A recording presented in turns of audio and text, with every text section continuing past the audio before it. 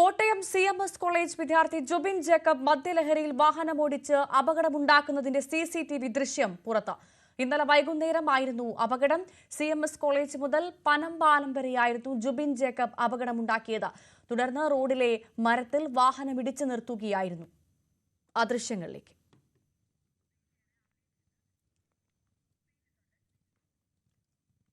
Kottayam CMS college വിദ്യാർത്ഥി Jubin Jacob മദ്യലഹരിയിൽ ഓടിച്ച വാഹനം അപകടമുണ്ടാക്കുന്നതിന്റെ CCTV ദൃശ്യമാണ് പുറത്തുവരുന്നത്. ആ ദൃശ്യമാണ് ഇപ്പോൾ പ്രേക്ഷകർ കണ്ടുകൊണ്ടിരിക്കുന്നത്. ഇത് ഇന്നലെ വൈകുന്നേരമാണ് ഈ അപകടം നടന്നത്. CMS കോളേജ് മുതൽ പനമ്പാലം വരെയായിരുന്നു ജുബിൻ ജേക്കബ് അപകടം ഉണ്ടാക്കിയത്. തുടർന്ന് റോഡിലെ മരത്തിൽ വാഹനം ഇടിച്ചു നിർത്തുകയായിരുന്നു. ജി ശ്രീജിത്ത് വിവരങ്ങൾ നൽകും. ശ്രീജിത്ത്, വിശദാംശങ്ങൾ. ഭവ്യ, ഇന്നലെ വൈകുന്നേരം ഉണ്ടായ അപകടമാണ്. കോളേജിൽ നിന്ന് പോവുകയായിരുന്നു ജുബിനും മറ്റു രണ്ട് വിദ്യാർത്ഥികളും. ഇതിനിടെ CMS കോളേജ് മുതൽ ഏതാണ്ട് എല്ലായിടങ്ങളിലും പനമ്പാലം വരെയുള്ള ഭാഗങ്ങളിൽ നിരവധി വാഹനങ്ങൾ തകർത്തു. 7ഓളം കാറുകൾ ഇടിച്ചിട്ടുണ്ട്. മറ്റ് ഇരുചക്ര വാഹനങ്ങൾ അടക്കമുള്ളവയ്ക്കും അപകടം ഉണ്ടാക്കിയിട്ടുണ്ട്. എന്തായാലും മദ്യലഹരിയിലായിരുന്നു ഇത് എന്ന് പിന്നീട് വ്യക്തമായിട്ടുണ്ട്. നാട്ടുകാർ ഈ ഒരു വാഹനം ഒരു മരത്തിലിടിച്ചാണ് നിന്നത്. തുടർന്ന് ഇയാൾക്ക് പരിക്ക് കൂടി പറ്റിയതോടെ ആശുപത്രിയിലേക്ക് മാറ്റിയിരിക്കുകയാണ്. തെള്ളകത്തെ സ്വകാര്യ ആശുപത്രിയിലാണുള്ളത്.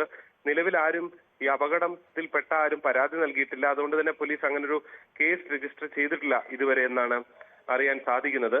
എന്തായാലും ഇയാൾക്കെതിരെ ഇയാളൊരു KSU പ്രവർത്തകനാണ് എന്നതാണ് പുറത്തുവരുന്ന വിവരം. അതേസമയം KSUവിൽ നിന്ന് നേരത്തെ തന്നെ പുറത്താക്കിയതായിരുന്നു എന്നാണ് KSU ജില്ലാ നേതൃത്വം നൽകുന്ന വിശദീകരണം. എന്തായാലും ഏതാണ്ട് ഒരു 3 കിലോമീറ്ററോളം പരിധിയിലാണ് ഈ ഒരുപാട് അപകടങ്ങൾ ഈ യുവാവ് ഉണ്ടാക്കിയത്. ഇത് ഇന്നലെ വൈകുന്നേരമായിരുന്നു അല്ലേ സംഭവം? ഇന്നലെ വൈകുന്നേരമാണ് CMS കോളേജിൽ നിന്ന് പോകുന്ന വഴിക്കാണ് ഈ സംഭവം ഉണ്ടാക്കിയത്. ഇയാൾ BA കമ്മ്യൂണിക്കേറ്റീവ് ഇംഗ്ലീഷ് 2ാം വർഷ വിദ്യാർത്ഥിയാണ് എന്നുള്ളതാണ് നമുക്ക് അറിയാൻ സാധിച്ചത് കോളേജ് അധികൃതരിൽ നിന്നും. കോളേജും ഈ വിദ്യാർത്ഥിക്കെതിരെ നടപടിയെടുക്കും എന്നാണ് മനസ്സിലാക്കുന്നത്. സസ്പെൻഷൻ ഉൾപ്പെടെയുള്ള നടപടികളിലേക്ക് കോളേജ് കടക്കും. കോളേജിന്റെ പുറത്ത് നടന്ന സംഭവമാണെങ്കിലും കോളേജിന്റെ പേരിന് അപമതിപ്പുണ്ടാക്കി എന്നുള്ള ഒരു വിലയിരുത്തലാണ് കോളേജ് മാനേജ്മെന്റിന് നിലവിൽ ഉള്ളത്. കോളേജിൽ നിന്നാണോ ഇയാൾ മദ്യപിച്ച് വണ്ടി ഓടിച്ച് വന്നത്?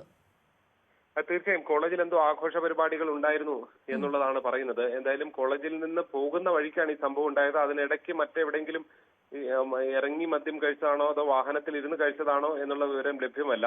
എന്തായാലും കോളേജിന്റെ ഭാഗം മുതൽ ഏതാണ്ട് പനമ്പാലം വരെയുള്ള 3 കിലോമീറ്റർ പരിധിയിലാണ് ഈ അപകടം ഉണ്ടാക്കിയിരിക്കുന്നത്. മറ്റാർക്കെങ്കിലും ഇതിൽ കാര്യമായ പരിക്കുണ്ടോ ശ്രീജിത്ത്? ഈ ഗുരുതര പരിക്കുകളൊന്നുമില്ല. നിരവധി വാഹനങ്ങൾക്ക് പരിക്ക് പറ്റിയിട്ടുണ്ട്. ആർക്കും അങ്ങനെ കാര്യമായ പരിക്കുകളൊന്നും നിലവിലില്ല.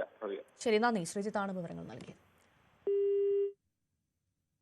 മറ്റു വാർത്തയിലേക്ക്. മുണ്ടക്കൈ ചൂരൽമല ദുരന്ത ബാധിതരുടെ ബാങ്ക് വായ്പ എഴുതിത്തള്ളുന്ന കാര്യത്തിൽ തീരുമാനമെടുക്കാത്ത കേന്ദ്ര സർക്കാർ നടപടിയെ വിമർശിച്ച ഹൈക്കോടതി. ദുരന്തം നടന്നിട്ട് 1 വർഷം കഴിഞ്ഞെന്നും ഇതുവരെ തീരുമാനമെടുക്കാനായില്ലേ എന്നും കേന്ദ്രത്തോട് ഹൈക്കോടതി ചോദിച്ചു. ഓഗസ്റ്റ് 13-നകം തീരുമാനമറിയിക്കാൻ ഡിവിഷൻ ബെഞ്ച് നിർദ്ദേശം നൽകി. ആജ്ഞ രവീന്ദ്രൻ ചേരുന്നു വിവരങ്ങളുമായി. ആജ്ഞ, കഴിഞ്ഞ ദിവസമാണ് മുണ്ടക്കൈ ചൂരൽമല ദുരന്തം നടന്നിട്ട് 1 ആണ്ട് തികഞ്ഞത്.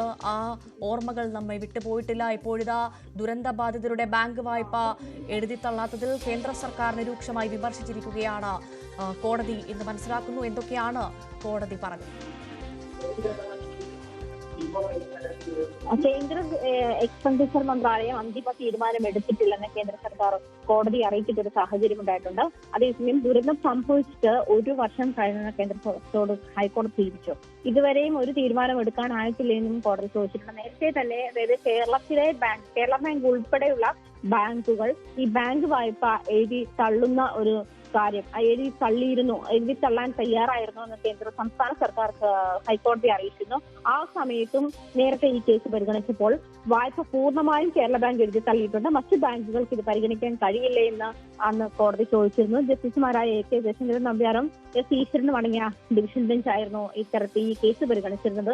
അത് വായ്പ എഴുതി തള്ളാൻ കഴിയില്ലെന്നും മൊറട്ടോറിയം പ്രഖ്യാപിച്ച് അതുപോലെ വായ്പ പുനഃക്രമീകരണം നടത്താൻ മാത്രമേ സാധിക്കുകയുള്ളൂ എന്നാണ് അന്നും കേന്ദ്ര സർക്കാർ അറിയിച്ചിരുന്നത്.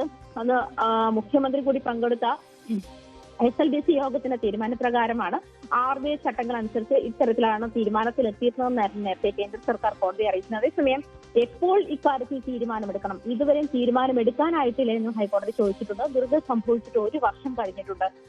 ആ ഒരു സാഹചര്യത്തിൽ ദുരന്ത ബാധിതരോട് അതെല്ലാം മുണ്ടക്കൈ ചുരുന്ന ദുരന്ത ബാധിത ബാങ്ക് വായ്പ എഴുത്തള്ളുന്ന കാര്യത്തിൽ എപ്പോൾ തീരുമാനമെടുക്കണം, ഈ മാസം 13-നകം തീരുമാനം അറിയിക്കാനാണ് ഡിവിഷൻ ബെഞ്ച് നിർദ്ദേശിച്ചിരിക്കുന്നത്. തീരുമാനം എന്തായാലും കേന്ദ്ര സർക്കാർ ഉടനെ അറിയിക്കണമെന്ന് സംസ്ഥാന സർക്കാർ കോടതിയിൽ ആവശ്യപ്പെട്ടിട്ടുണ്ട്. അതനുസരിച്ചിട്ടാണ് സംസ്ഥാനത്തിന് മുന്നോട്ട് പോകാനാകൂ എന്നുമാണ് അഡ്വക്കേറ്റ് ജനറൽ കോടതി അറിയിച്ചിരിക്കുന്നത്. മാത്രമല്ല ദുരന്തമുഖത്തെ സൈനിക സേവനത്തിലുള്ള 17 വർഷത്തെ പ്രതിഫല തുക വിനിയോഗവും ദുരന്ത ബാധിതർക്കായി പദ്ധതി ചെലവഴിക്കാൻ സർക്കാർ ഭരണാനുമതി ലഭിച്ച 104 കോടി രൂപ 18 പദ്ധതികൾക്കായി വിനിയോഗിക്കുമെന്നും ഹൈക്കോടതിയിൽ സർക്കാർ സത്യവാങ്മൂലം നൽകിയിട്ടുണ്ട്.